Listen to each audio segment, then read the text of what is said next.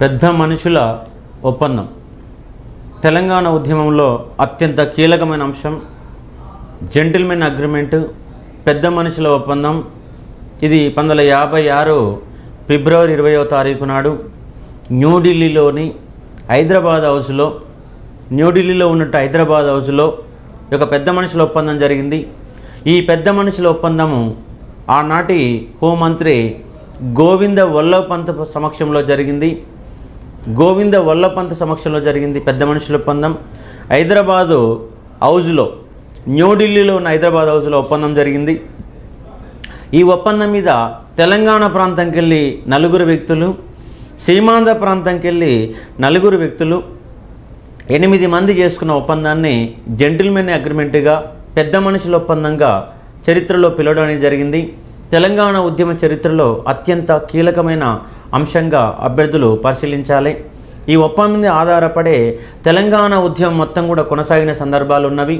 పెద్ద మనుషుల ఒప్పందం విఫలమైన సందర్భమే 69 ఉద్యమం. కాబట్టి పెద్ద మనుషుల ఒప్పందంలో ఉన్న ప్రతి అంశం కూడా 69 ఉద్యమానికి గల కారణాలుగా మారిన సందర్భాలు కనిపిస్తాయి. కాబట్టి పెద్ద మనుషుల ఒప్పందాన్ని అభ్యర్థులు చాలా క్లియర్గా సూక్ష్మదృష్టితో అధ్యయనం చేయాల్సిన అవసరం ఉన్నది. ఈ పెద్ద మనుషుల ఒప్పందంలో తెలంగాణ ప్రాంతంకి వెళ్ళి సంతకాలు పెట్టినటువంటి వ్యక్తులు 4 వ్యక్తులు ఉన్నారు. ఆంధ్ర రాష్ట్రంకి వెళ్ళి 4 వ్యక్తులు సంతకాలు పెట్టారు.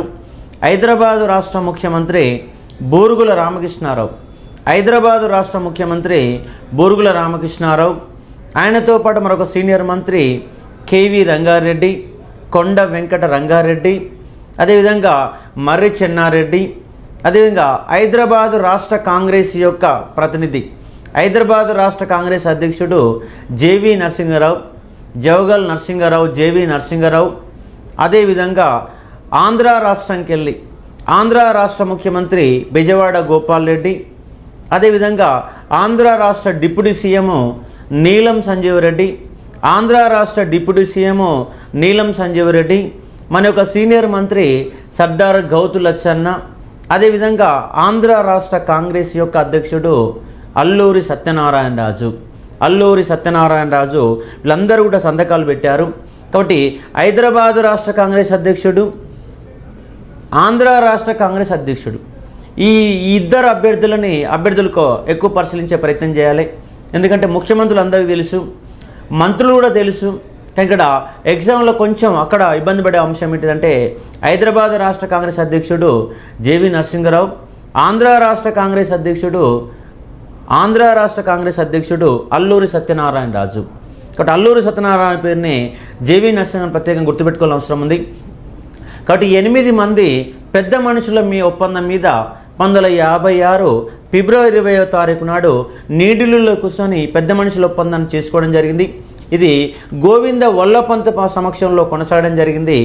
మరి ఈ పెద్ద మనుషుల ఒప్పందంలో 14 ఆర్టికల్స్ ఉన్నాయి. ఆ 14 ఆర్టికల్స్ని 10 అంశాల కింద విభజించారు. కాబట్టి ఈ 10 అంశాలు, ఈ 14 ఆర్టికల్ని క్లియర్ కట్టుగా ప్రతి అభ్యర్థి సూక్ష్మ దృష్టితో చూడాల్సిన అవసరం ఉన్నది. కాబట్టి మొట్టమొదటి అంశం ఏమిటంటే బడ్జెట్ లేదా మిగులు నిధుల గురించి మొట్టమొదటి అంశం తెలుపుతున్నది. అంటే రాష్ట్రం యొక్క సాధారణ కేంద్రీకృత పరిపాలన కోసం జనాభా ప్రాతిపదికన నిధులు సేకరిస్తారు.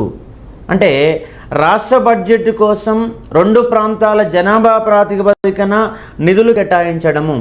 తెలంగాణ ప్రాంతానికి 40%, సీమాంధ్ర ప్రాంతానికి 60%, అంటే 40-60% నేపథ్యంలో నిధులను సేకరిస్తారు. ఈ నిధులు సేకరించిన తర్వాత తెలంగాణ ప్రాంతంలో మిగులు నిధులని తెలంగాణ ప్రాంతంలోనే ఖర్చు పెట్టాలనేది పెద్ద మనుషుల ఒప్పందంలో మొట్టమొదటి అంశం కింద పేర్కొనడం జరిగింది. కాబట్టి ఉన్నటువంటి 14 ఆర్టికల్లో మొట్టమొదటి ఆర్టికల్ తెలంగాణ బడ్జెట్ లేదా మిగులు నిధులని గుర్తుపెట్టుకోండి. కాబట్టి తెలంగాణ ప్రాంతంలో మిగిలిపోయిన మిగులు నిధులని తెలంగాణ ప్రాంతానికి ఖర్చు పెట్టాలి అని చెప్పే అంశమే మొట్టమొదటి ఆర్టికల్, మిగులు నిధులకు సంబంధించిన అంశము. అలాగే రెండో ఆర్టికల్ మద్యపానం. తెలంగాణ ప్రాంతంలోని యొక్క మద్యపానం అనేది ఎవరి పరిధిలో ఉంటుందంటే తెలంగాణ ప్రాంత శాసనసభ్యుల పరిధిలో ఉంటుంది. తెలంగాణ ప్రాంత శాసనసభ్యులు సూచించిన మాదిరిగా మద్యపానాన్ని నిషేధించాలా కొనసాగించాలా అన్న అంశాన్ని ఎవరు పరిశీలిస్తారంటే తెలంగాణ ప్రాంత శాసనసభ్యులు పరిశీలిస్తారని చెప్పేసి మద్యపానం గురించి 2వ ఆర్టికల్లో వివరించడం జరిగింది పెద్ద మనుషుల ఒప్పందంలో. ఇక 3వ అంశం పరిశీలిస్తే 3వ అంశంలో ఉన్న అంశం ఏమిటంటే విద్యా సౌకర్యాలు. 3వ అంశం ఏమిటంటే విద్యా సౌకర్యాలు. తెలంగాణ ప్రాంతంలో ఉన్నటువంటి విద్యా సౌకర్యాలని తెలంగాణలో ప్రస్తుతం ఉన్నటువంటి విద్యా సంస్థల్లో ఉన్నటువంటి సౌకర్యాలని తెలంగాణ ప్రాంత విద్యార్థులకే కేటాయిస్తారు. వాటిని మరికొంత అభివృద్ధి చేస్తారు. సాంకేతిక విద్యాలయాలను అభివృద్ధి చేస్తారు. అంటే తెలంగాణ ప్రాంతంలో ఉన్న విద్యా సౌకర్యాలు తెలంగాణ ప్రాంతానికి కేటాయిస్తారు, వాటిని మరికొంత అభివృద్ధి చేస్తారు. ఒకవేళ ఇలా న్యాయం జరగకపోతే ఆంధ్రప్రదేశ్ మొత్తంలో ఉన్నటువంటి సీట్లలో విద్యా సౌకర్యాలలో తెలంగాణ ప్రాంతానికి 1/3 కేటాయిస్తారు అని చెప్పేసి పెద్ద మనుషుల ఒప్పందంలో రాసుకున్నారు. కాబట్టి విద్యా సౌకర్యాలు అనే ఒక 3వ అంశంలో తెలంగాణ ప్రాంత విద్యా సౌకర్యాలు తెలంగాణ ప్రాంతానికి కేటాయిస్తారు, వాటిని మరికొంత అభివృద్ధి చేస్తారు. ఒకవేళ అలా న్యాయం జరగకపోతే ఆంధ్రప్రదేశ్ రాష్ట్రం ఏర్పడిన తర్వాత ఆ మొత్తంలో ఉన్నటువంటి విద్యా సౌకర్యాలలో 1/3 కేటాయిస్తారు అని చెప్పేసి పెద్ద మనుషుల ఒప్పందంలో 3వ అంశంగా రాసుకున్నారు. ఇక 4వ ఆర్టికల్ 5వ ఆర్టికల్ ఈ 2 ఆర్టికల్లో ఉద్యోగ సౌకర్యాలకు సంబంధించిన అంశాలు. మరి ఉద్యోగ సౌకర్యాలు అంటే ఏంటంటే ఆర్టికల్ 4లో ఉద్యోగుల తొలగింపు గురించి, ఆర్టికల్ 5లో ఉద్యోగాల నియామకాల గురించి. అంటే రేపు ఆంధ్రప్రదేశ్ రాష్ట్రం ఏర్పడితే ఉద్యోగాల తొలగింపు అవసరం ఉందని చెప్పేసి మేము భావించడం లేదు. ఒక తప్పని పరిస్థితిలో తొలగించాల్సి వస్తే జనాభా ప్రాతిపదికన తొలగిస్తారు అని ఆర్టికల్ 4 చెప్తున్నది. అంటే ఆర్టికల్ 4తో ఉద్యోగాల తొలగింపు గురించి, ఆర్టికల్ 5 ఉద్యోగాల నియామకాల గురించి. ఒకవేళ రేపు ఆంధ్రప్రదేశ్ రాష్ట్రం ఏర్పడిన తర్వాత అదనపు ఉద్యోగాలు అవసరమైతే ఆ అవసరమైన ఉద్యోగాలని జనాభా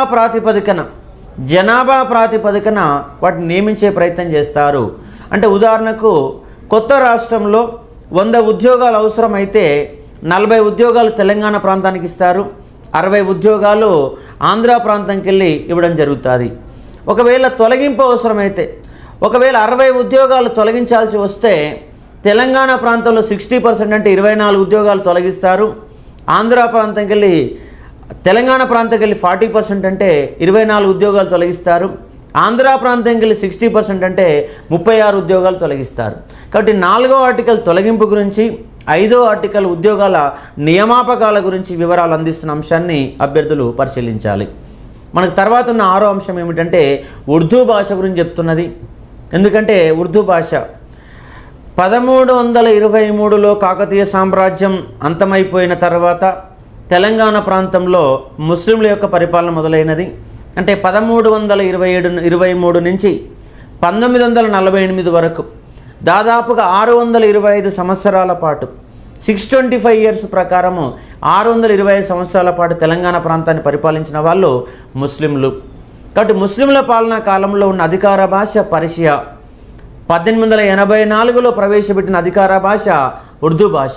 1884 ఫిబ్రవరి 21వ తారీఖు నాడు తెలంగాణ ప్రాంతంలో మీర్ మహబూబ్ అలీ ఖాన్ కాలంలో అధికారికంగా ఉర్దూ భాషను ప్రవేశపెట్టారు. అంటే 84 నుంచి 1948 వరకు దాదాపుగా 60 సంవత్సరాల పైగా తెలంగాణ ప్రాంతంలో ఉర్దూ భాష అధికార భాషగా కొనసాగింది. కాబట్టి చదువు మొత్తం కూడా ఉర్దూ భాషలో కొనసాగింది. కాబట్టి ఆ ఉర్దూ భాషను కూడా ఆంధ్రప్రదేశ్ రాష్ట్రం ఏర్పడిన తర్వాత 5 సంవత్సరాల వరకు కొనసాగించాలని, ఉద్యోగాల నియామకాలలో ఉర్దూ భాషను పక్కన పెట్టవద్దని, ఏ భాష తెలిసినప్పుడు కూడా ఉద్యోగాలలో ప్రాధాన్యత ఇవ్వాలని చెప్పేసి ఉర్దూ భాష గురించి పేర్కొనడం జరిగింది. కానీ అదే ఉర్దూ భాషలో మరొక చిన్న అంశం ఏం పెట్టారంటే ఉద్యోగంలో జాయిన్ అయిన తర్వాత, ఉద్యోగం పొందిన తర్వాత పెట్టే ప్రాధాన్యత పరీక్షలలో 2 సంవత్సరాల తర్వాత పెట్టే ప్రాధాన్య పరీక్షల్లో తెలుగులో పరీక్ష పెడితే ఉత్తీర్ణులు కావాలని చెప్పేసి దాంట్లో పేర్కొన్నారు. అంటే ఈ విధంగా కూడా తెలంగాణ ప్రాంతానికి అన్యాయం చేసే ప్రయత్నం చేశారు. అంటే ఒక 40 సంవత్సరాల వయసున్న ఒక తెలంగాణ ప్రాంత ఉద్యోగి 2 సంవత్సరాల తర్వాత పెట్టేటువంటి తెలుగు పరీక్షలో పాస్ కావాలి. అంటే అప్పుడు ఆ ఉద్యోగి మళ్ళీ అక్షరాభ్యాసం నేర్చుకొని ఆలకాంక్ష దిద్దుకొని తెలుగు భాష నేర్చుకొని మళ్ళీ తెలుగులో పరీక్ష రాయడం అంటే అది సాధ్యమయ్యే పని కాదు. కాబట్టి ఈ విధంగా తెలంగాణ ప్రాంతాన్ని అన్యాయం చేసే ప్రయత్నం చేశారు ఉర్దూ భాష పరంగా.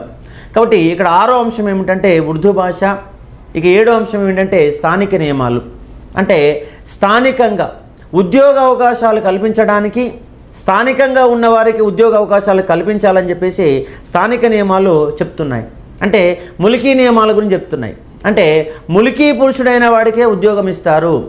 1919 చట్టం ప్రకారము ములికీ అంటే 15 సంవత్సరాలు. కానీ పెద్ద మనుషుల ఒప్పందంలో ఉదాహరణకు అని చెప్పేసి 12 సంవత్సరాలుగా పేర్కొన్నారు. అంటే 12 సంవత్సరాలు ఈ ప్రాంతంలో నివసించిన వాడికే ములికీగా పరిగణిస్తారు. ఆ ములికీకే ఉద్యోగం ఇస్తారు. తెలంగాణ ప్రాంత కోటాలో ములికీ అనే అభ్యర్థికే ఉద్యోగాలు ఇవ్వాలని చెప్పేసి స్థానిక నియమాల కింద 7వ అంశం కింద చెప్పడం అనేది జరిగింది. ఇక 8వ అంశం ఏంటంటే భూములకు సంబంధించిన విషయాలు. అంటే తెలంగాణ ప్రాంతంలో భూములు అమ్మాలన్నా కొనాలన్నా ఎవరి పరిధిలో ఉంటుందంటే తెలంగాణ ప్రాంతీయ సంఘం ఆధ్వర్యంలోనే పనిచేస్తుంది. భూములు అమ్మాలన్నా కొనాలన్నా ఎవరి పరిధిలో ఉంటుందంటే తెలంగాణ ప్రాంతీయ అభివృద్ధి కమిటీ పరిధిలోనే పనిచేస్తుంది. దాని అనుమతి లేకుండా తెలంగాణ ప్రాంతంలో భూములు అమ్మడం కానీ కొనడం కానీ చేయవద్దని చెప్పేసి 8వ అంశం కింద పేర్కొన్నారు. ఇక 9, 10, 11 ఈ 3 ఆర్టికల్ 3 కూడా కంప్లీట్గా తెలంగాణ ప్రాంతీయ అభివృద్ధి మండలి గురించి వివరిస్తున్నవి. పెద్ద మనుషుల ఒప్పందంలో ఆర్టికల్ 9, ఆర్టికల్ 10, ఆర్టికల్ 11 ప్రకారము తెలంగాణ ప్రాంతీయ అభివృద్ధి మండలి గురించి వివరాలు అందిస్తున్నది. ఆర్టికల్ 9 ఏమంటుందంటే తెలంగాణ ప్రాంత సర్వతోముఖాభివృద్ధి కోసము ఒక తెలంగాణ ప్రాంతీయ మండలి ఏర్పాటు అవసరం అవుతుందని చెప్పేసి ఆర్టికల్ 9లో పేర్కొన్నారు. అంటే తెలంగాణ ప్రాంత అవసరాలని ఆవశ్యకతలని దృష్టిలో పెట్టుకొని రీజన్ కౌన్సిల్ ఏర్పాటు చేస్తారని ఆర్టికల్ 9లో పేర్కొన్నారు. ఇక ఆర్టికల్ 10లో ఏముందంటే ఆ తెలంగాణ ప్రాంతీయ మండలికి ఎన్నిక విధానం గురించి వివరించారు. అంటే తెలంగాణ ప్రాంతీయ అభివృద్ధి మండలిలో 20 మంది సభ్యులు ఉంటారు. ఆ 20 మంది కూడా ఎన్నికయ్యే వాళ్ళు ఎవరు, ఎన్నుకునే వాళ్ళు ఎవరు అనే అంశాలని దాంట్లో పేర్కొన్నారు. అంటే ఉదాహరణకు చూడండి, ఇప్పుడు 20 మంది సభ్యులు ఉంటే దానిలో 9 మంది సభ్యులని 9 జిల్లాలకెళ్ళి నామినేట్ చేస్తారు. మరి 9 జిల్లాలకెళ్ళి 9 మంది అంటే నల్గొండ జిల్లాకెళ్ళి ఒకరు, మహబూబ్నగర్ జిల్లాకెళ్ళి ఒకరు, హైదరాబాద్ జిల్లాకెళ్ళి ఒకరు, కరీంనగర్ జిల్లాకెళ్ళి ఒకరు. అంటే నల్గొండ జిల్లాలో ఉన్నటువంటి 12 మంది ఎమ్మెల్యేలందరూ కలిసి ఒక సభ్యుని ఎన్నుకుంటారు. అంటే జిల్లాకు ఒక సభ్యుని, ఆ జిల్లాలో ఉన్నటువంటి ఎమ్మెల్యేలందరూ కలిసి తమలో ఒకరిని ఎన్నుకొని తెలంగాణ ప్రాంతీయ అభివృద్ధి మండలికి పంపిస్తారు అని అర్థం ఇక్కడ. కాబట్టి 1956 నాటికి తెలంగాణ ప్రాంతంలో ఉన్న జిల్లాల సంఖ్య 9 జిల్లాలు. కాబట్టి 9 జిల్లాలకెళ్ళి 9 మంది, అంటే హైదరాబాద్కి వెళ్ళి ఒకరు, మహబూబ్నగర్కి వెళ్ళి ఒకరు, నల్గొండకి వెళ్ళి ఒకరు, ఈ విధంగా ఒక్కొక్క జిల్లాకి వెళ్ళి ఒక్కొక్క అభ్యర్థి ఆ జిల్లా పరిధిలోని ఎమ్మెల్యేలు అందరూ కలిసి ఎన్నుకొని ఆ అభ్యర్థిని పంపిస్తారు. ఇలా 9 జిల్లాలకు వెళ్ళి 9 మంది నామినేట్ చేయబడతారు. అదేవిధంగా మరొక ముఖ్యమైన 6 సభ్యులు ఎమ్మెల్యే కానీ ఎంపీ కానీ ఇద్దరిలో ఎవరైనా కూడా ఎన్నిక కావచ్చు. కానీ 6 ఎవరు ఎన్నుకుంటారంటే తెలంగాణ ప్రాంత అసెంబ్లీ సభ్యులు అనే వాళ్ళు ఎన్నుకుంటారు. ఉదాహరణకి వాళ్ళ తెలంగాణ అసెంబ్లీలో 119 మంది ఎమ్మెల్యేలు ఉన్నారు. ఆ 119 ఎమ్మెల్యేలు కలిసి ఆ 6 సభ్యులను ఎన్నుకోవడం జరుగుతుంది. అంటే ఎన్నికయ్యే వాళ్ళు ఇక్కడ ఎవరంటే ఎమ్మెల్యే ఎన్నిక కావచ్చు, ఎంపీ ఎన్నిక కావచ్చు. కానీ ఎన్నుకునేది మాత్రం ఎవరంటే తెలంగాణ ప్రాంత ఎమ్మెల్యేలు మాత్రమే. అలాగే మరొక 5 సభ్యులని ఎవరినైనా ఎన్నుకోవచ్చు. అంటే సామాజిక నేపథ్యం ఉండవచ్చు, లేదా ఇంటెలెక్చువల్ పర్సనాలిటీ ఉండవచ్చు, లేదా రాజకీయ నాయకుడు కావచ్చు. ఎవరినైనా కూడా ఎన్నుకోవడానికి అవకాశం ఉంది మరొక 5 సభ్యులని. అంటే ఈ 5 సభ్యుల్ని మళ్ళీ ఎవరు ఎన్నుకుంటారంటే తెలంగాణ అసెంబ్లీలో ఉన్న ఎమ్మెల్యేలందరూ కలిసి 5 సభ్యులు ఎన్నుకుంటారు. అంటే ఇక్కడ 20 మందిని ఎన్నుకునే వాళ్ళు ఎవరంటే ఎమ్మెల్యేలే. అంటే మొట్టమొదటిసారిగా 9 మంది ఏమో 9 జిల్లాలలో ఉన్నవాళ్ళు. అంటే ఒక్కొక్క జిల్లాకి వెళ్ళి ఒక ప్రతినిధి పంపిస్తారు. దాంట్లో ఒక ఎమ్మెల్యే ఉంటాడు. అంటే 12 నల్గొండ జిల్లాలో 12 మంది ఎమ్మెల్యేలు ఉంటే ఆ 12 మంది ఎమ్మెల్యేల నుంచి ఒక సభ్యుని పంపిస్తారని అర్థం చేసుకోవాలి. రెండవది ఏంటంటే ఎంపీ కానీ ఎమ్మెల్యే కానీ ఎన్నుకోబడతాడు. కానీ ఎన్నుకునే వాళ్ళు మాత్రం ఎమ్మెల్యేలు మాత్రమే. ఎన్నుకునేవాళ్ళు, అంటే ఓటు హక్కు మాత్రము తెలంగాణ ప్రాంతీయ అభివృద్ధి మండలిలో కేవలం ఎమ్మెల్యేకి మాత్రమే ఓటు హక్కు ఉంటుంది. ఎన్నికయ్యే వాళ్ళు మాత్రము ఎమ్మెల్యే ఎన్నిక కావచ్చు, ఎంపీ ఎన్నిక కావచ్చు, ఎవరైనా ఎన్నిక కావచ్చు. కాబట్టి ఎన్నికయ్యే వాళ్ళు ఎవరైనా ఉంటారు, ఎన్నుకోబడే వ్యక్తులు అంటే ఎన్నిక చేసుకునే వ్యక్తులు మాత్రం ఎమ్మెల్యే అయి ఉంటారనే అంశాన్ని అభ్యర్థులు పరిశీలించారు. కాబట్టి ఈ విధంగా ఎన్నిక విధానం గురించి ఆర్టికల్ 10లో చెప్పారు. ఇక ఆర్టికల్ 11లో ఏం అంశం ఉందంటే, ఆర్టికల్ 11 తెలంగాణ ప్రాంత అభివృద్ధికి సంబంధించిన అంశాలు తెలంగాణ ప్రాంతీయ అభివృద్ధి మండలిలో పేర్కొనడం జరిగింది. అంటే ఇక్కడ మనకు ఆ రీజనల్ కౌన్సిల్ ఏమేమి పనులు చేస్తున్న అంశాన్ని దీంట్లో పేర్కొన్నారు. అంటే ప్రణాళిక అభివృద్ధి, సాగునీటి ప్రాజెక్టులు, అలాగే వైద్య ఆరోగ్య రంగము, అలాగే విద్యా సౌకర్యాలు, ఇలాంటి ప్రతి అంశం మీద కూడా చర్చించడానికి తెలంగాణ ప్రాంతీయ అభివృద్ధి మండలికి అధికారం అనేది కల్పించారు. ఒకవేళ తెలంగాణ ప్రాంతీయ అభివృద్ధి మండలికి ఆంధ్రప్రదేశ్ గవర్నమెంట్కి రెండింటి మధ్య ఏమైనా అంశం మీద విభేదాలు వస్తే ఈ అంశాన్ని భారత ప్రభుత్వానికి నివేదిస్తారని చెప్పేసి దీంట్లో రాసుకున్నారు. అంటే 9, 10, 11 ఈ 3 ఆర్టికల్లు కూడా తెలంగాణ ప్రాంతీయ అభివృద్ధి మండలి గురించి వివరాలు అందిస్తున్న అంశాన్ని అభ్యర్థులు పరిశీలించాలి. ఇక తర్వాత ఉన్నటువంటి 12, 13 అంశాలు రెండు కూడా మంత్రి మండలి గురించి వివరాలు అందిస్తున్నవి. మంత్రి మండలి గురించి 12, 13 అంశాలు మంత్రి మండలి గురించి వివరాలు అందిస్తున్నాయి. ఆ మంత్రి మండలి అనే అంశం కింద 4 అంశాలు పేర్కొన్నారు. ఆ 4 అంశాలు ఏంటంటే, తెలంగాణ ప్రాంతం వాళ్ళకి 40-60 అంటే తెలంగాణ ప్రాంతానికి 40% మంత్రి పదవులు ఇవ్వాలని చెప్పేసి మొట్టమొదటి అంశంగా పేర్కొన్నారు. అంటే 60-40% నేపథ్యంలో మంత్రివర్గాన్ని ఏర్పాటు చేయాలి.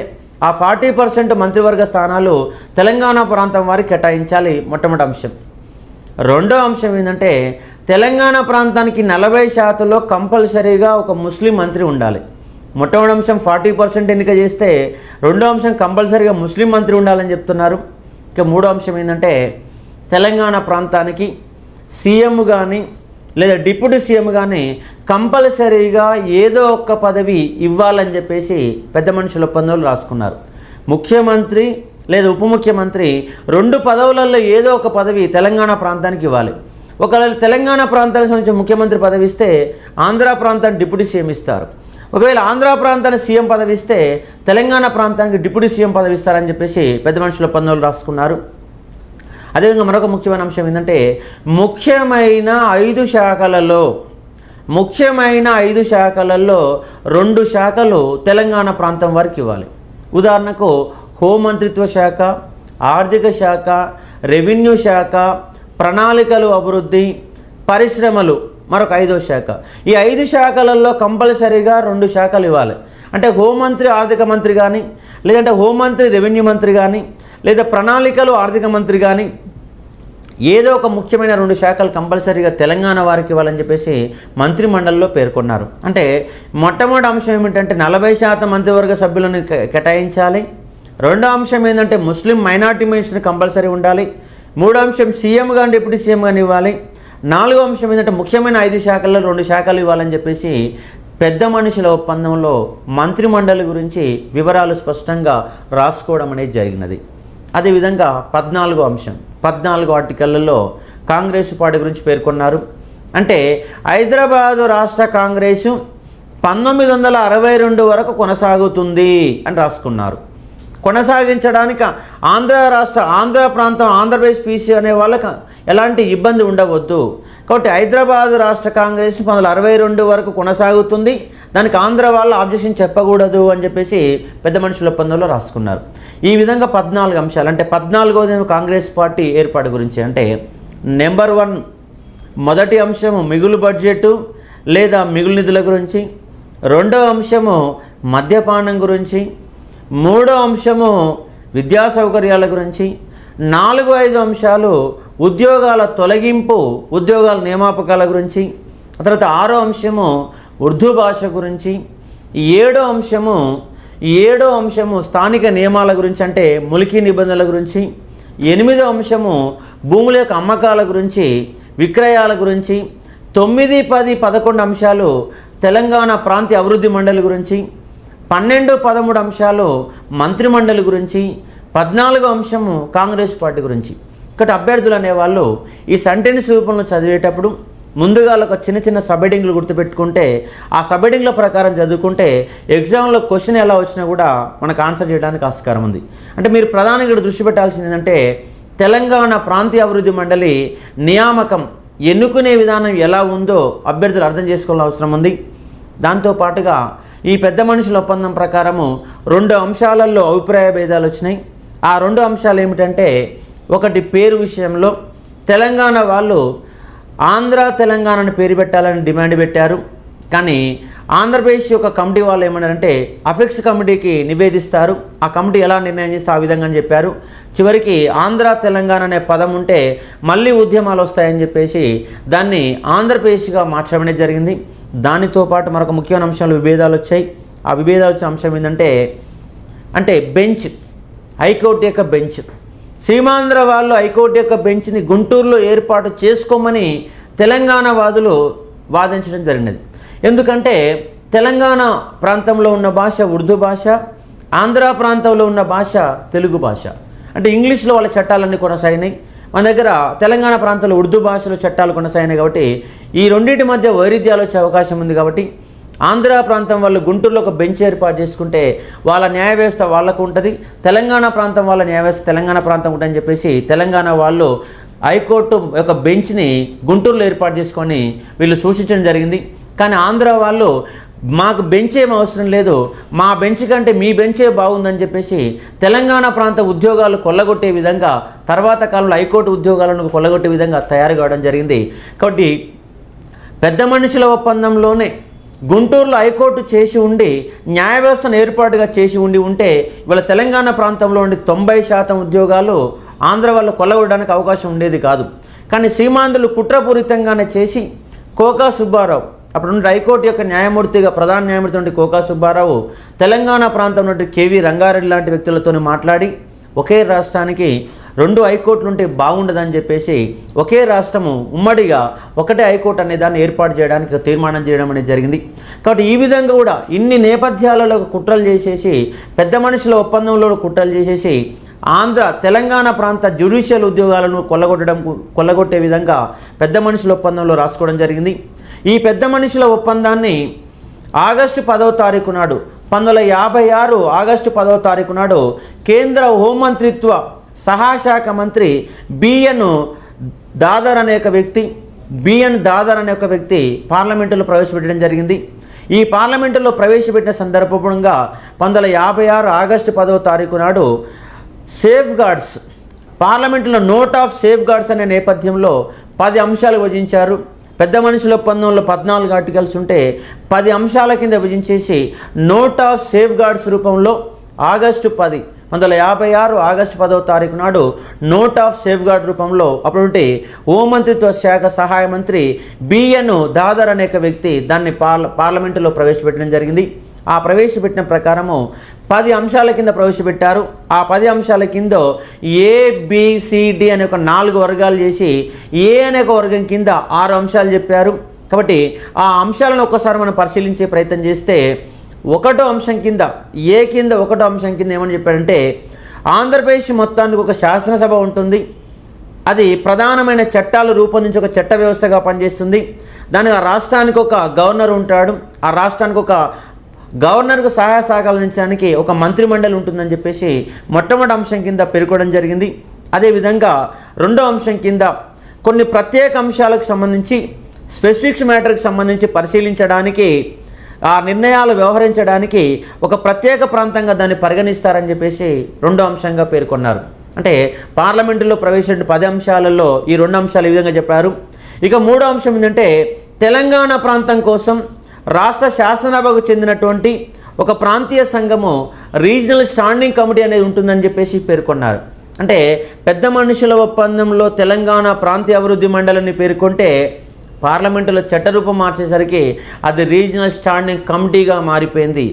మండలి అంటే ఎక్కువ అధికారాలు ఉంటాయి, కమిటీ అంటే తక్కువ అధికారాలు ఉంటాయి.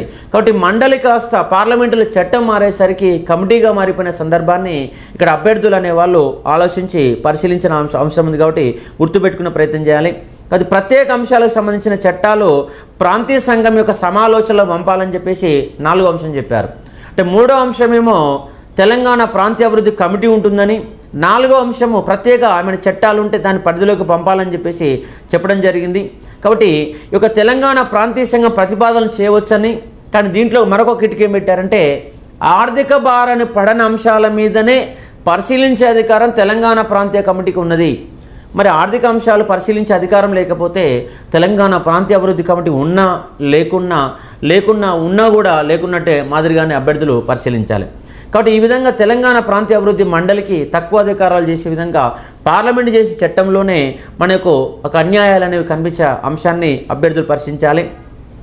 అదేవిధంగా 5వ అంశం కింద తెలంగాణ ప్రాంతీయ సంఘం ఇచ్చే సలహాలను రాష్ట్ర ప్రభుత్వము రాష్ట్ర శాసనసభ మధ్య సాధారణంగా ఆమోదించాలి. ఒకవేళ అభిప్రాయ భేదాలు వస్తే అంశాన్ని రాష్ట్రపతికి అంటే గవర్నర్కు నివేదించాలని చెప్పారు. అంటే రాష్ట్రపతి యొక్క ప్రధానమైన అనుచరులు ఎవరంటే రాష్ట్రంలో గవర్నర్ ఉంటారు. కాబట్టి రాష్ట్రపతి పరిపాలన మొత్తం కూడా రాష్ట్రంలో గవర్నర్ పేరు మీద నడుస్తుంది. కాబట్టి ఏమైనా అంశాల మీద అభిప్రాయ భేదాలు వస్తే పెద్ద మనుషుల ఒప్పందంలో భారత ప్రభుత్వానికి నివేదించాలని చెప్తే చట్టరూపం మారేసరికి అది గవర్నర్కు నివేదించాలని చెప్పేసి చిన్న మార్పు అనేది చేయడం జరిగింది. ఈ విధంగా పెద్ద మనుషుల ఒప్పందంలో 6 అంశాలు పరిశీలించారు. అదేవిధంగా 6వ అంశం కింద తెలంగాణ ప్రాంతీయ సంఘము ఏ అంశాలను పరిశీలిస్తుందని చెప్పేసి దాని కింద పేర్కొన్నారు. అంటే దీని కింద ప్రాథమిక విద్య, మాధ్యమిక విద్య, అదేవిధంగా మద్యపాన నిషేధము, వ్యవసాయ భూములకు సంబంధించినటువంటి విక్రయాలు, కుటీర చిన్నతరహా పరిశ్రమలు, మార్కెట్ల గురించి అన్ని అంశాల గురించి పేర్కొన్నారు. కానీ పెద్ద మనుషుల ఒప్పందంలో సాగునీరు అనే ఒక పదాన్ని స్పష్టంగా పేర్కొంటే అది పార్లమెంట్లో చట్టం అయ్యేసరికి ఆ సాగునీరు అనే పదం లేకుండా చేశారు. కాబట్టి సాగునీరు అనే పదం లేకుండా చేసేసి ప్రాజెక్టుల విషయంలో అన్యాయం చేసే విధంగా పెద్ద మనుషుల ఒప్పందాన్ని కొంచెం గందరగోళం చేసే ఒక ప్రయత్నం చేశారు. కాబట్టి గుర్తుపెట్టుకోవాలి. అదేవిధంగా బి అనే అంశం కింద స్థానిక నియమాలు సబార్డినేట్ పోస్టుల విషయంలో తెలంగాణ ప్రాంతం ఒక యూనిట్గా గుర్తించేసి తెలంగాణ ప్రాంత ఉద్యోగాలు తెలంగాణకి ఇస్తారని చెప్పేసి దాంట్లో పేర్కొన్నారు. సి అనే అంశం కింద ఉర్దూ భాషని పేర్కొనడం జరిగింది. డి అనే అంశం కింద ఉద్యోగాల తొలగింపు గురించి పేర్కొన్నారు. అంటే ఉద్యోగాల తొలగింపు కానీ నియామకాల గురించి డి అనే అంశం కింద పేర్కొన్నారు.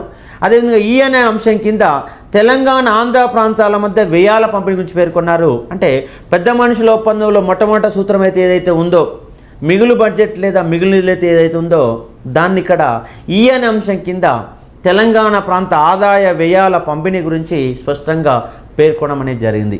కాబట్టి పెద్ద మనుషుల ఒప్పందాన్ని ఈ విధంగా పార్లమెంటులో చేసి ఆమోదించడం అనేది జరిగింది. ఈ పెద్ద మనుషుల ఒప్పందం మీద ఆగస్టు 14వ తారీఖు నాడు పెద్ద మనుషులందరూ కలిసి సంతకాలు చేయడం జరిగినది.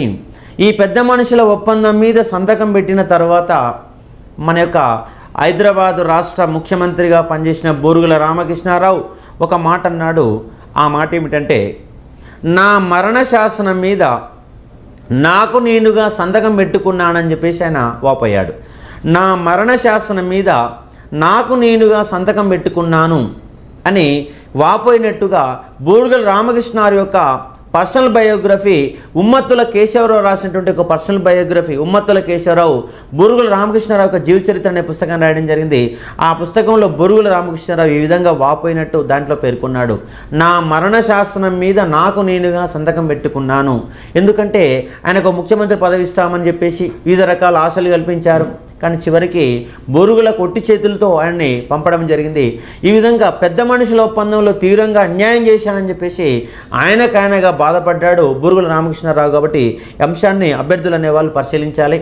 అదేవిధంగా మన యొక్క తెలంగాణ ప్రాంతానికి నిజాంగా ఉన్నటువంటి మీర్ ఉస్మాన్ అలీ ఖాను పెద్ద మనుషుల ఒప్పందం తర్వాత ఆయన తన యొక్క పదవికి రాజీనామా చేశారు.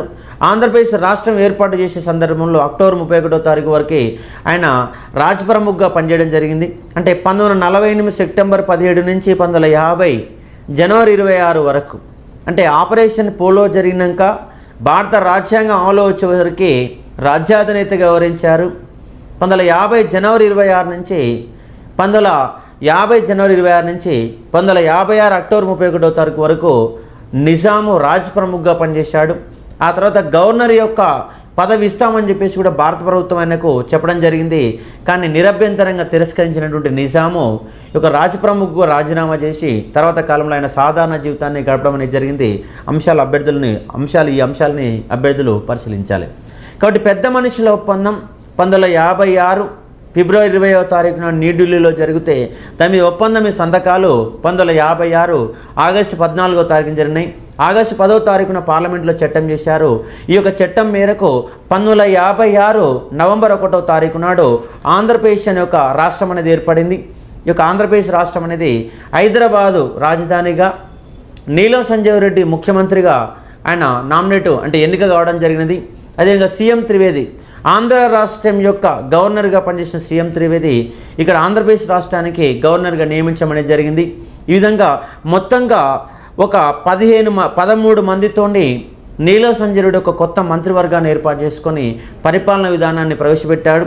ఈ విధంగా 40%లో భాగంగా తెలంగాణ ప్రాంతానికి 40%లో భాగంగా తెలంగాణ ప్రాంతానికి కేవీ రంగారెడ్డికి హోంమంత్రిగా బాధ్యతలు అప్పచెప్పారు. అదేవిధంగా వల్లూరి బసవరాజుకి రెవెన్యూ శాఖను అప్పచెప్పారు. జేవి నరసింహారావుకి నీటిపారుదల శాఖను ఇవ్వడం జరిగినది. అదేవిధంగా మందుల నరసింహారావుకి రోడ్లు భవనాల శాఖ మంత్రి ఇవ్వడం జరిగింది. అదేవిధంగా ఒక మైనార్టీ శాఖను కూడా తెలంగాణ ప్రాంతానికి కేటాయించడం అనేది జరిగింది.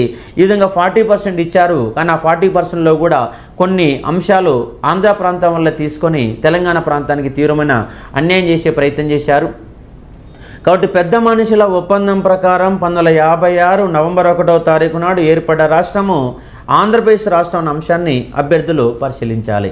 కాబట్టి ఈ పెద్ద మనుషుల ఒప్పందం చాలా కీలకమైన ఘట్టంగా అభ్యర్థులు పరిశీలించాలి. ఈ పెద్ద మనుషుల ఒప్పందం అనేది అడుగడుగున ఉల్లంఘన గురైంది.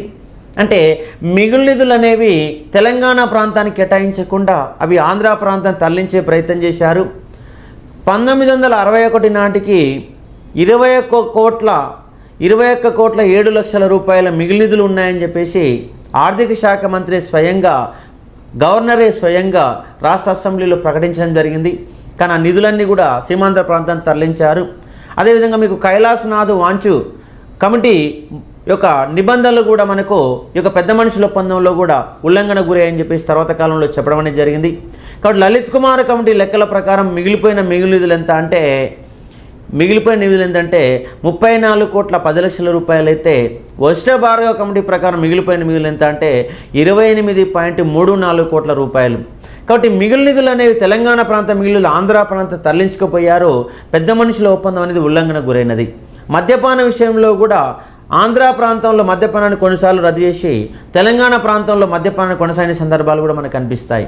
అదేవిధంగా మనకు విద్యా సౌకర్యాలు కల్పిస్తామని పెద్ద మనుషుల ఒప్పందంలో రాసుకున్నారు. అవి అదనంగా కల్పించకపోగా తెలంగాణ ప్రాంతంలో ఉన్నటువంటి విద్యా సౌకర్యాలను కొల్లగొట్టే ప్రయత్నం చేశారు. అదేవిధంగా పెద్ద మనుషుల ఒప్పందంలో ఉద్యోగాల విషయంలో స్థానిక నియమాలను అనుసరించేసి తెలంగాణ ప్రాంత ఉద్యోగాలు తెలంగాణ ప్రాంతానికి ఇస్తా అని చెప్పేసి పెద్ద మనుషుల ఒప్పందంలో రాసుకున్నారు. కానీ అడుగడుగున అన్యాయం చేశారు. ఆ ఉద్యోగాలను కొల్లగొట్టే ప్రయత్నం చేశారు. 1956 నవంబర్ 1వ తారీఖు నుంచి 1968 మార్చి 31 మధ్య దాదాపుగా 22,000 ఉద్యోగాలు కొల్లగొట్టారని చెప్పేసి వశిష్ఠ భార్గవ కమిటీ కానీ మరికొన్ని కమిటీలు కానీ తెలంగాణ ప్రాంత ఉద్యోగాలకు తీవ్రమైన అన్యాయం జరిగిందని చెప్పేసి దాని గురించి వివిధ రకాల కమిటీల రూపంలో పేర్కొన్నారు. 22,000 ఉద్యోగాలు, 1 కాదు 2 కాదు, వాళ్ళ 56 నుంచి 68 మధ్య కొల్లగొట్టబడిన ఉద్యోగాల సంఖ్య 22,000 ఉద్యోగాలు. ఆ తర్వాత మనకు 1975-81 మధ్యనే దాదాపుగా 58,962 ఉద్యోగాలు కొల్లగొట్టారని చెప్పేసి 610 జీవోలు కూడా స్పష్టంగా పేర్కొన్నారు. కాబట్టి ఉద్యోగాల విషయంలో కూడా తీవ్రమైన అన్యాయం చేసి తెలంగాణ ప్రాంత ఉద్యోగాలను కొల్లగొట్టే ఒక ప్రయత్నం చేశారు. అదేవిధంగా ఉర్దూ భాషను ప్రవేశపెట్టేసి ఆ ఉర్దూ భాష ఉన్న వాళ్ళకి ప్రమోషన్లు ఇవ్వకుండా అడ్డుదలిగా ప్రయత్నం చేశారు. పెద్ద మనుషుల ఒప్పందానికి తూట్లు పొడిచే ఒక ప్రయత్నం చేశారు. అదేవిధంగా మొట్టమొదటిసారిగా ఉల్లంఘన గురైనటువంటి ప్రాథమిక అంశం ఏంటిదంటే ముఖ్యమంత్రి లేదా డిప్యూటీ సీఎం అనేది తెలంగాణ ప్రాంతం వారికి కంపల్సరీగా ఇవ్వాలని పెద్ద మనుషుల ఒప్పందంలో రాసుకున్నారు. కానీ ముఖ్యమంత్రిగా పదవీ ప్రమాణ స్వీకారం చేసిన నీలం సంజీవ్ రెడ్డి ముఖ్యమంత్రి కాగానే తెలంగాణ ప్రాంతానికి ఉప ముఖ్యమంత్రి పదవి ఇవ్వమని విలేకరులను ప్రశ్నిస్తే అది చేతికి ఉన్నటువంటి 6వ ఏరు లాంటిది, దానివల్ల నిరుపయోగము, ఉప ముఖ్యమంత్రి పదవి ఇవ్వకపోయినా పరదలేనట్టుగా మాట్లాడడం జరిగింది.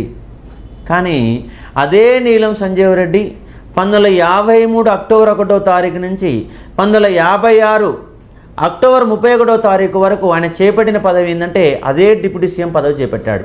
అంటే అక్టోబర్ 31 వరకు ఆయనకు పనికొచ్చినటువంటి ఉప ముఖ్యమంత్రి పదవి నవంబర్ 1 తెల్లారేసరికి వన్ డే మారేసరికి ఆయనకు ఆ డిప్యూటీ సీఎం పదవి అనేది ఒక పనికిరాని పదవిగా మారిపోయిన సందర్భాన్ని అభ్యర్థులు గుర్తుపెట్టుకోవాలి.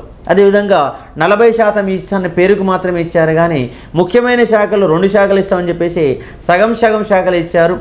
భారీ పరిశ్రమల శాఖను ఇచ్చేసి చిన్నతరహా పరిశ్రమలు సీమాంధ్ర వాళ్ళు తీసుకుంటారు. అదేవిధంగా హోంమంత్రి పదవి బాధ్యత తెలంగాణ వారికి ఇచ్చేసి శాంతి భద్రతల నిర్వహణ మొత్తం కూడా ముఖ్యమంత్రి వద్దనే పెట్టుకోవడం జరిగింది. ఈ విధంగా తీవ్రంగా అన్యాయం చేసే ప్రయత్నం చేశారు. పెద్ద మనుషుల ఒప్పందానికి తూట్లు పొడిచే ప్రయత్నం చేశారు.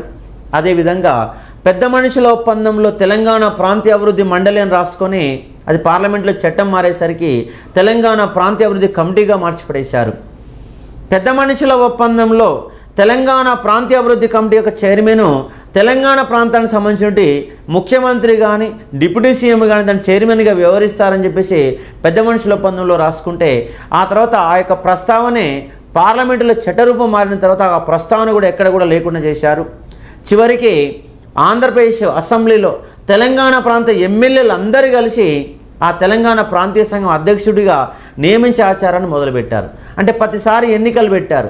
ఆ ఎన్నికలు పెట్టేసి ఎవరైతే సీమాంధ్ర ముఖ్యమంత్రికి అనుకూలంగా ఉంటారో వాళ్ళనే ఆ యొక్క తెలంగాణ ప్రాంతీయ సంఘం అధ్యక్షుడిగా ఎన్నుకునే ఒక ఆచారాన్ని మొదలుపెట్టించారు సీమాంధ్ర ముఖ్యమంత్రులు. కాబట్టి ఎలా చూసినా కూడా తెలంగాణ ప్రాంతీయ అభివృద్ధి మండలికి అధికారాలు లేకుండా చూసేసి తీవ్రమైన అన్యాయం చేసే ప్రయత్నం చేశారు. కాబట్టి పెద్ద మనుషుల ఒప్పందంలో స్పష్టంగా రాసుకున్న ఏ ఒక్క నిబంధన కూడా అమల్లోకి రాలేదు. కాబట్టి ఈ పెద్ద మనుషుల ఒప్పందం ఉల్లంఘన గురైంది. కాబట్టి 69 ఉద్యమము పెద్ద స్థాయిలో ఎగిసిపడి ఆకాశమంతా ఎగిసిపడి 370 మంది మరణానికి కారణమైన అంశాన్ని అభ్యర్థులు పరిశీలించాలి. కాబట్టి పెద్ద మనుషుల ఒప్పందంలో రాసుకున్నటువంటి కాంగ్రెస్ పార్టీని 62 వరకు కొనసాగించాలని చెప్పేసి పెద్ద మనుషుల ఒప్పందంలో రాసుకున్నారు. కానీ ఆ నిబంధన కూడా ఉల్లంఘించేసి 1957 సంవత్సరంలోనే హైదరాబాదు రాష్ట్ర కాంగ్రెస్ను రద్దు చేసి ఆంధ్ర కాంగ్రెస్ని ఆంధ్రప్రదేశ్ కాంగ్రెస్గా మార్చడం అనేది జరిగింది. అంటే తెలంగాణ ప్రాంత కాంగ్రెస్ హైదరాబాదు రాష్ట్ర కాంగ్రెస్ అనేది కొనసాగితే రాజకీయ నాయకత్వం ఎదుగుతుందని, ఆ రాజకీయ పార్టీగా ఉన్నటువంటి ముఖ్యమైన నాయకులు ముఖ్యమైన పదవులు కోరుతారని, అవసరమైతే ముఖ్యమంత్రి పదవి కావాలని డిమాండ్ పెడతారని చెప్పేసి ఆ యొక్క హైదరాబాదు రాష్ట్ర కాంగ్రెస్ని 1957లోనే కంప్లీట్గా రద్దు చేసేసి 57లో ఆంధ్రప్రదేశ్ కాంగ్రెస్ కమిటీగా మార్చిన సందర్భాలు మనకు కనిపిస్తాయి. కాబట్టి పెద్ద మనుషుల ఒప్పందాన్ని అభ్యర్థులు అనేవాళ్ళు గుర్తించుకునే ఒక ప్రయత్నం అనేది చేయాలి. మరొక చిన్న అంశము తెలంగాణ ప్రాంతీయ సంఘం. మనకు పెద్ద మనుషుల ఒప్పందంలో రాసుకున్న అంశం ఏంటంటే తెలంగాణ ప్రాంతీయ సంఘం. ఆ తెలంగాణ ప్రాంతీయ సంఘాన్ని అది పార్లమెంటులో చట్టరూపంలో మార్చినప్పుడు దాన్ని తెలంగాణ ప్రాంతీయ కమిటీగా మార్చడమే జరిగింది. ఈ తెలంగాణ ప్రాంతీయ కమిటీని 1958లో నామినేట్ చేయడం జరిగింది. వాస్తవానికి 1956లోనే దాన్ని ఏర్పాటు చేయాలి. కానీ ఉన్నటువంటి సీమాంధ్ర గవర్నమెంట్ దాని మీద నిర్లక్ష్యం వ్యవహరించేసి 58 వరకు దాన్ని ఏర్పాటు చేయకుండా అలాగే ఆపేయడం జరిగింది. దానికి ఎన్నికయ్యే వ్యక్తి, చైర్మన్గా ఎన్నికయ్యే వ్యక్తి ముఖ్యమంత్రి కానీ డిప్యూటీ సీఎం కానీ ఎన్నిక కావాలని పెద్ద మనుషుల ఒప్పందంలో రాసుకున్నారు. కానీ ఆ దాన్ని ఉల్లంఘన చేసి ఆ అంశాన్ని పార్లమెంటులో మారిన తర్వాత పెద్ద మనుషుల ఒప్పందం చట్టరూపం మారిన తర్వాత ఆ చట్టంలో లేకుండా చేసి ప్రతిసారి కూడా తెలంగాణ అసెంబ్లీకి ఎన్నికైన ఎమ్మెల్యేలు అందరి చేత ఓటింగ్ వేయించి ఆ చైర్మన్ ఎన్నిక విధానాన్ని ప్రవేశపెట్టారు. ఒకవేళ తెలంగాణ ప్రాంతంకి వెళ్ళి సీఎం కానీ డిప్యూటీ సీఎంని కంపల్సరీగా నామినేట్ చేయాలన్న ఒక పదాన్ని చట్టరూపంలో పెడితే కంపల్సరీగా తెలంగాణ ప్రాంతం వారికి ముఖ్యమంత్రి కానీ డిప్యూటీ సీఎం కానీ ఇవ్వాల్సి వస్తున్న దురుద్దేశంతోనే ఆ పదం లేకుండా చేశారు. ప్రతిసారి ఎన్నుకున్నారు. ఇలా మొత్తంగా తెలంగాణ ప్రాంతీయ సంఘానికి 4 అధ్యక్షులుగా పనిచేశారు. మొట్టమొదటి వ్యక్తి అచ్యుతారెడ్డి, రెండవ వ్యక్తి అయగ్రీవాచారి, మూడవ వ్యక్తి జె చొక్కారావు, నాలుగవ వ్యక్తి కోదాటి రాజమల్లు. ఈ 4 వ్యక్తులు తెలంగాణ ప్రాంతీయ సంఘం యొక్క చైర్మన్లుగా పనిచేశారు. మొట్టమొదటి వ్యక్తి అచ్యుతారెడ్డి 1958 నుంచి 62 వరకు 4 సంవత్సరాల పాటు పనిచేయడం జరిగింది. ఆ తర్వాత వచ్చిన అయగ్రీవాచారి 62 నుంచి 67 వరకు పనిచేయడం జరిగింది. 62 నుంచి 67 వరకు పనిచేయడం జరిగింది. అతను జె చొక్కారావు 67 నుంచి 72 వరకు పనిచేయడం జరిగింది. చివరిగా 72 నుంచి 73 వరకు పనిచేసిన వ్యక్తి కోదాటి రాజమల్లు. పెద్ద మనుషుల ఒప్పందం ద్వారా ఏర్పడింది తెలంగాణ ప్రాంతీయ కమిటీ ఏర్పాటైతే అది 6 సూత్రాల పథకం ప్రకారము 1973 సెప్టెంబర్ 21వ తారీఖు నాడు 6 సూత్రాల పథకాన్ని ఎప్పుడైతే పార్లమెంట్లో ప్రవేశపెట్టారో ఆ రోజు నుంచి తెలంగాణ ప్రాంతీయ కమిటీ అనేది కంప్లీట్గా రద్దు కావడం జరిగింది. కాబట్టి దీనికి 4 చైర్మన్లు, అదేవిధంగా 4 డిప్యూటీ చైర్మన్లు ఎన్నుకున్నారు. అలా ఎన్నికైన డిప్యూటీ చైర్మన్లు ఒకసారి మనం చూస్తే మసుమా బేగము మొట్టమొదటి డిప్యూటీ చైర్మన్. ఈ మసుమా బేగము 58 నుంచి 62 వరకు పనిచేశారు. అదేవిధంగా టి రంగారెడ్డి ఆ తర్వాత చైర్మన్. రంగారెడ్డి 62 నుంచి 67 వరకు డిప్యూటీ చైర్మన్గా పనిచేశారు.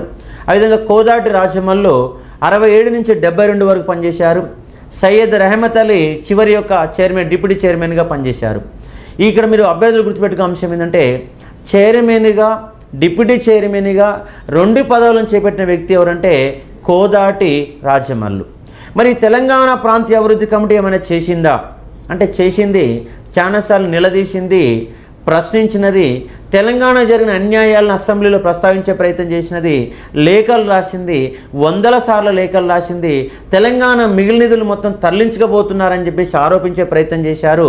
అచ్యుతారెడ్డి కానీ జె చొక్కారావు కానీ చాలాసార్లు నిలదీసే ఒక ప్రయత్నం చేశారు.